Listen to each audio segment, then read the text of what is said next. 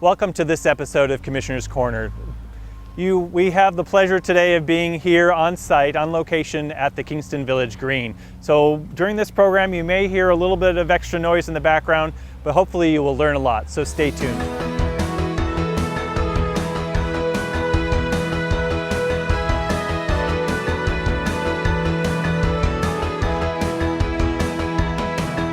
Welcome back. Joining me now is Bobby Moore, who is one of the Metropolitan Park District Commissioners for the Kingston Village Green. Bobby, welcome. Thank you for joining the program. So the Metropolitan Park District was formed a couple of years ago really as the steward of the Kingston Village Green, the park that we're at, and to actually supply and support the ongoing maintenance and operations of the future community center. So I would imagine getting that all started up, because it's a brand new layer of a local entity, governmental entity, really. What's that been like setting that up? It's had its exciting moments. We've had some, I think if you checked with the other four commissioners, you'd find everybody's lost a little sleep from time to time. But I would say, principally, in the main, we formed, the measure was passed in 2010, August 2010, and that meant because it was after a certain point in the year, we couldn't get tax funding until 2012. So the tricky thing was how to do business in 2011 without any tax income of our own. And I have to say that the county departments have just been splendid. Made it easy, actually. Loaned us money at a very low interest rate and helped us get started. And really all of the departments were involved in that. That was actually a delightful surprise to see that we could get that problem solved really readily. Then the issue became formulating a budget so that we would get the right level of taxation going into the next year, when we had to pay back the 2011 borrowings, and we had to, even though we still don't have a building, we had to anticipate what the expenses could be. And the only thing we missed there really was what the expense would be in the legal transfer of the property, all of this property, including the property where the new community center is going to be, from Kitsap County, various departments, to the MPD. Quite a process, quite a process. It was quite a process, I remember it well. And again, really thanks are owed to county government for facilitating all of that and for making it possible, because frankly, that's been the only surprise. If you'd asked me even in 2011 whether we would be owning the property in a year's time, it seemed really unlikely. Well, I think that was important overall because it provided more local autonomy, really, in many ways. So I was happy to help facilitate that, because for those viewing the program who weren't familiar, the Kingston Village Green is made up of several different parcels owned by Public Works, because there's a pump station on site, the Parks Department, and at the same time we needed to be able to carve out a parcel for the housing, as well as the Metropolitan Park District, and maintain the Public Works portion. So it was quite an interesting endeavor, and the Metropolitan Park District ended up with a tennis court. So right, yeah, into the bargain. Right, and I would say any other surprises along the way have just been positive. When we've had the campaign for the Park District in 2010, one of our favorite slogans was Village Green, MPD, lean and local. And that's exactly what it's become. So surprising to me has been just what a great fit the MPD concept became for the Village Green. How many volunteers have stepped forward to mow the lawn? Well, first create the park, that we knew going in. But because people feel that this is theirs, it's volunteer effort that keeps it going, that helps us keep the budget low, and it's in everybody's interest to do that. Very unusual to have a Metropolitan Park District with such a narrow focus, but we made a commitment, as you recall, that we would not tax at more than 15 cents per thousand, even though we could go to 75 cents per thousand. And We have the first year, the first budget we submitted was 5 cents, the second budget was 10 cents. Probably next year will be 15 cents so that we can begin to accumulate a maintenance reserve for when we do have a building. I guess that was my next question, because your long-term responsibility really is the maintenance and operations of something that's yet to be. So it puts you in an interesting spot to try to anticipate and budget for something, a building that hasn't yet been built. Right. So. And of the 5 commissioners, I was the one that took the most persuading to even submit a budget that amounted to a nickel per thousand the first year, and the others were, we have to do this because we have to get ahead of the expenses. And we got very little flack about it, actually. Even the next year when it went up, we got very little flack.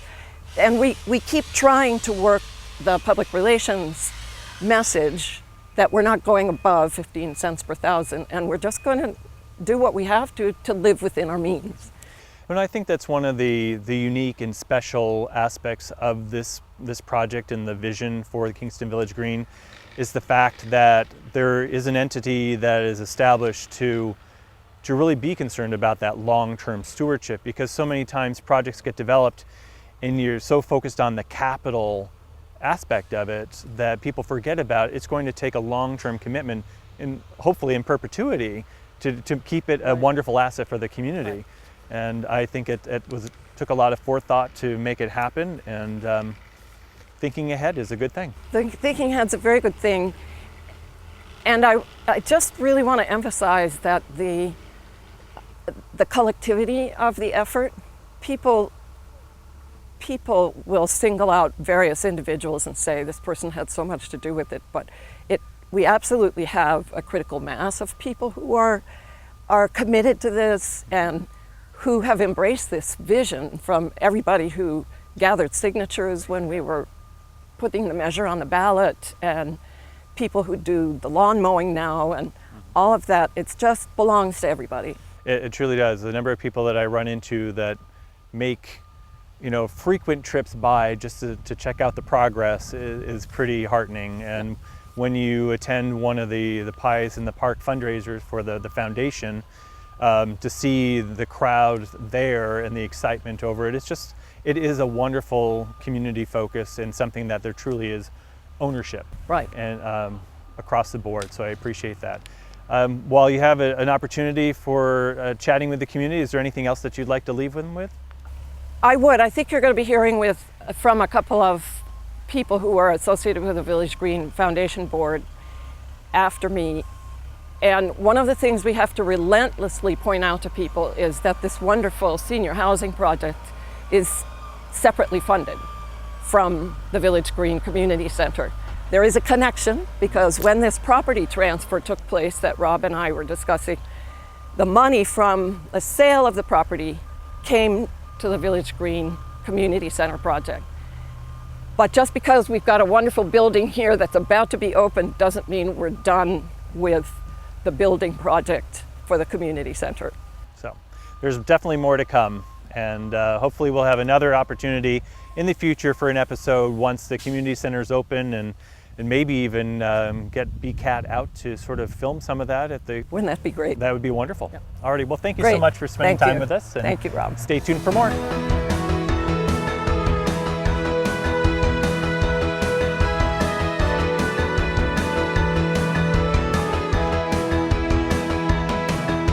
Welcome back. Joining me now is Holly Shepard with Martha and Mary. Holly, thanks so much for joining the program today. I appreciate that. It's a pretty exciting time for the Kingston Village Green, and especially the senior housing that's being built behind us right now. I think a few years ago, when Commissioner Bauer last did a program on the Kingston Village Green project, nothing had changed here, and it was really sort of still a little glimmer in someone's eye. And at that point in time, the housing wasn't necessarily going to be the first thing to come to fruition. So what changed? What made that possible? Well, first of all, we're very happy with how this campus has been embraced. And I think that the story of the Village Green master plan is a compelling and thoughtful plan, and the community need has always been there. And I think that appealed to the funders that we approached. Ultimately, they've also had a high level of confidence in the organizations that have been charged with carrying this project forward, being Shelter Resources Incorporated and Martha and Mary. And I think all of those factors combined have allowed us to proceed at our own pace and to open this in October. October, okay, so that's the target date. Fantastic. Now I understand a little bit, having been involved with the project myself for a little while, that I think one of the biggest factors for securing the funding was the low-income tax credit financing, which has been something that for a while there the market had kind of dried up, and we weren't too sure whether or not that was going to happen. So it was exciting to know that it actually opened up and that was able to get funded, and able to find the investors to come into the program. So for Martha and Mary, who's had housing in the past, independent housing predominantly, has gotten into a little bit more around assisted living and partnership down in Bay Vista. But for this type of project is a new one. Have there been particular learnings along the way? Absolutely. You know, I think that there have been there's a new appreciation, or maybe a deeper appreciation, for all of the entities that have come together to make this possible. There are obviously there's a lot of complexity in this project with the community center and the regional library and Boys and Girls Club, working with the Metropolitan Park District and the county. And also the grassroots effort that gave birth to this campus. So between the funding layers and the land use issues, I think the complexity of this project was probably as complicated as any that Martha and Mary has been involved in. But at the same time, we're extremely privileged to be part of this, and we I think want to remind the community, the larger community, that without the cooperation and the perseverance of the leadership, the volunteer leadership that made this project happen, that it would not exist, and it took a lot of effort to get to this point. Great. Well, and then for those viewers watching the program who are hearing the background noise, that's the sound of progress. And definitely the momentum is moving forward. So you said that it's going to be opening in October, which is exciting for the community. Is Martha and Mary accepting a wait list? How do people apply? And what do they need to be able to qualify to live here? Okay. So yes, we are accepting applications. We started accepting applications last month. We started receiving interest in buzz, I think, since the groundbreaking last August. But the formal application process has been a true testament to the interest and the need. And I'm excited to report that as of last week, we had 10 deposits, 25 applications in process. So we're encouraging people to apply. They can apply either by stopping at Martha and Mary in Paulsbo, this site here in Kingston, or by going online at www.villagegreen.seniorliving.com. And that site was designed specifically for the application process. So we're simply encouraging people to continue to apply. And like I said, we'll be opening in October. So with a limited number of units, there's 35 units, one of them being for the on-site manager. So 34 units available, and with 25 applications already in process, definitely it could be filling up pretty quickly. Right. So encouraging people to act as soon as possible. That's wonderful. I mean, that's a great success in unto itself. I think it's great to be able to see it coming to fruition, hearing it happening, and seeing people have that enthusiasm to sign up. That's fantastic. Well, Holly, thank you so much for being part of the program today. You're welcome. And again, there will be website listings at the end of the program. If you'd like additional information or be able to follow up and apply yourself, feel free to jot that down and follow up on that. But before we go, actually, one more thought struck me, and that is, there's qualifying. Yes. Right, so could you talk a little bit about that for the people that might want to apply? Yes, so there are 34 apartments, as you mentioned, 1-bedroom and 2-bedroom apartments. A 1-bedroom apartment is starting at $630 a month, and a 2-bedroom apartment is starting at $750 a month. There is an age requirement. Typically, one has to be 62 years old to qualify, and there are some income restrictions. However, we're encouraging people to apply because the income may not be a barrier. Okay, that's good to know. So again, when you apply, if you're interested, make sure, and there will be staff that will be reviewing the applications to make sure that you actually are eligible to apply both age and income, and they'll figure that out. So again, thank you so much for being part of the program, and congratulations. We're looking forward to October and the opening. Thank you. Stay tuned.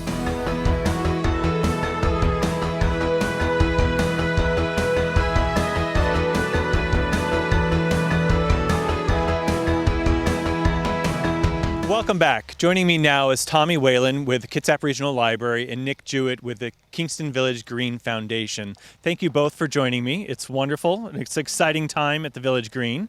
And so what I really wanted to have the opportunity right now is to share a little bit with our audience about what's been happening here at the Village Green. What has the library been doing to sort of get ready for a new branch here in Kingston, which is, as we all admit, is probably well overdue. But also what's the foundation been up to? I mean, there are things happening here at the park without even a building being around. So tell us a little bit about that. So Tommy, why don't we start with you and just tell us a little bit about what the library's been up to. I would be thrilled to. First, I want to say that in January we had our official kickoff, and it was amazing. We had about 500 people coming, and they were all very, very excited about the plans. Since that time, we have had design plans for the new library, and anyone who wants to look at that can come into Kingston Library, and any staff person will be happy to unveil it and let people see. It's a beautiful design, and of course my staff is very excited about the possibility of going to work in there as soon as we possibly can. Well, you mentioned the kickoff in January, which for those who may have not seen the newspapers, et cetera, that was a pretty fun day. Starting here in the park, and everyone sort of took a spot and outlined the outline of the foundation of the To-Be Community Center, and then took a walk over to the current one. And there's nothing like seeing the current and the future to really give you an appreciation for what the potential of a new building can be.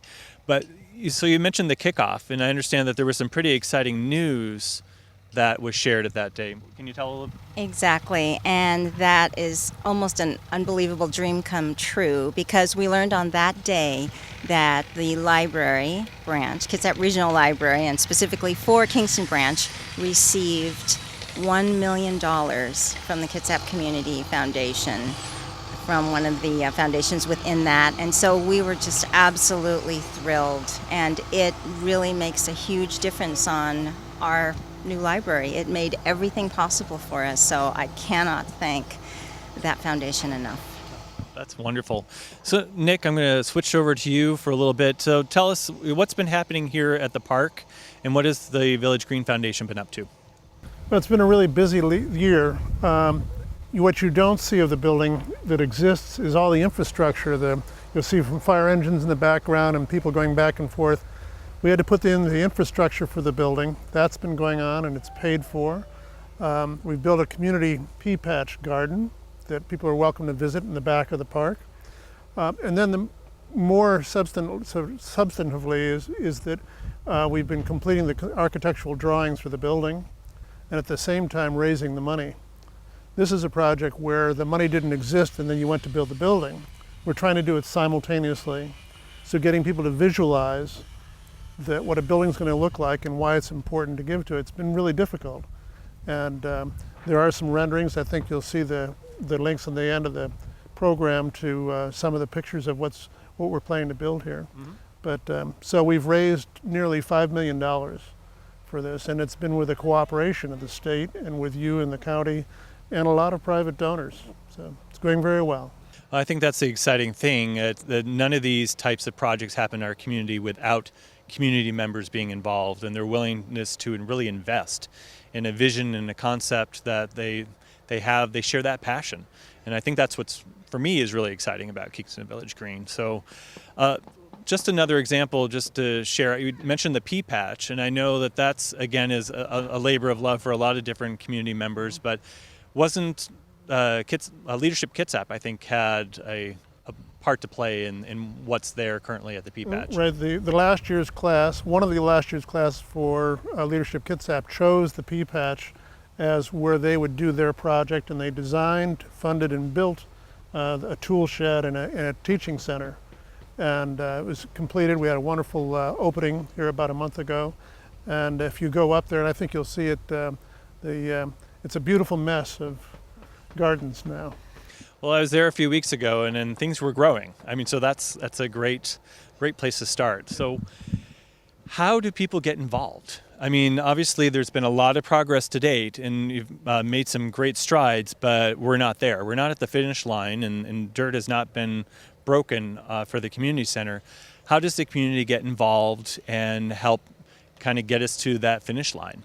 And for the library, I mean, there's separate fundraising going on. I mean, there's focus because the library is really focused on the internal parts of the overall community center, as well as common areas, spaces, that type of thing, that overlap, and then the community center. But I would imagine they can get in touch with either one of you or either organization and make something happen. I'd like to address that if I could. I think one of the fabulous things about this project is that we have a lot of different organizations working together. So we consider this obviously one building for Kingston. So it doesn't really matter who you talk to, as you said, but anyone who's interested can call the Kingston Library. They can go to our website at krl.org. Get information on how to get in touch with me, and then I would love to have a conversation with that person, and we can talk about all different aspects of this incredible project. And I'm sure you have. Nick, how about you? Well, in terms of getting involved, you can always come and get a patch, the pea patch, that's just fine. We will need more money. We're still funding the basic skeleton of the building, and we have a ways to go on that, and we do not plan to start building this building until we've figured out how to pay for it. And we're hoping to not have any long-term public debt out of this. I think the community is tired of funding things that are going to take 30 years to pay for. We're trying to avoid that, and I think we're going to be successful. So one of the nuances, you mentioned that, and I think so that the viewers know, there's a distinction between the building and the grounds and the relationship to the Metropolitan Park District. Can you explain that a little bit? The Village Green Foundation is leasing the property, the footprint of the building, for 50 years because of funding requirements that it not be a publicly owned building. But the tenants will include Kitsap Regional Library, the Boys and Girls Club of Snohomish is our partner in providing programming for that space, and then 5 public meeting rooms, a commercial kitchen, and then very importantly a center for seniors to get together. The current community center is its worst moment is the senior center part of that building. The library is bad, senior center is much worse. Anything that's been stuck in an old basement for a while tends to be kind of bad. Everything that's happening in this building is a service that's really needed and has a demonstrated need in this community. And there's nothing extra being built that doesn't reflect some need in the community. I think I agree. I think that for me, one of the strengths of this whole project overall is that it's a nexus of the community. It's intergenerational. You're bringing youth. You're bringing people of all ages together to really create community and foster that sense of community that Kingston has long held. So that's pretty darn exciting. Can you give us a little bit of a sneak peek as to, you mentioned some of the rooms, and I don't know if there's anything particular like the library and the initial designs. What would you say from your own understanding of it would be a special spot or a place in there that that you would like to just go hang out in? Well, you're talking to a librarian, so I would say any spot in a library is going to be fabulous to me. But this library design is going to have a place for anyone and everyone. I mean, if you're a child, it has a fabulous children's area. I mean, I would love to be there as a child or to bring my children there. And if you're a teen, it's going to have a place for teens to hang out. If you want to feel like you're part of a community, like maybe you want a place just to go and sit down, you don't want to be completely alone, you want to feel like there are other people around you, but you don't want to talk to anyone, you could sit down and have a couple other chairs around you where other people are sitting down and reading the newspaper or a magazine, so you can be by yourself but not feel alone in this library. And then if you do absolutely want to feel like, oh, I really want to be in a quiet place, you'll have a place where you can sit down, say at an end of a stack of books, and be able to look out through the window at a lovely courtyard. There's definitely going to be a place for everyone, whether, I'm talking from birth to 120. I mean, it's a fabulous place. Wonderful. Well, I know there's a lot of people who can't wait to see it. But Nick, how about you? Well, there are a couple of areas that really stand out in my mind. One, of course, is another one is the Boys and Girls Club. Currently, the Boys and Girls Club in Kingston, and it's the only one in the north end of the county, is housed in a disused room behind the stage in the junior high, and it only services kids from 5th and 6th grade, I believe. And the need is really strong, and there's a demonstrated need for youth services in the community and demonstrated interest in that. We need support in that area in particular because they don't vote and those kids don't have checkbooks. So those people that have benefited from Boys and Girls Club programming in their lives should pay attention to this program. We need them right now. There's also a number of 5 public meeting rooms that can be either separated or joined together with a commercial kitchen so that events can be staged there. There's no place in the north end that has that size space that's affordable. Kingston, and I couldn't name them all, I'm told Kingston has 23 service clubs and groups. Wow. It's a community with a lot of involvement and they need this space very badly. And it's within walking distance of everything, which is what you can't see here. Yeah, it'll truly be the heart of Kingston. It is. So, well, thank you so much for being part of the program. I hope that our viewers today have learned a lot and will find some way that they too can get involved and help make the Kingston Village Green reach the goal line. So stay tuned and thanks so much for being part of the program.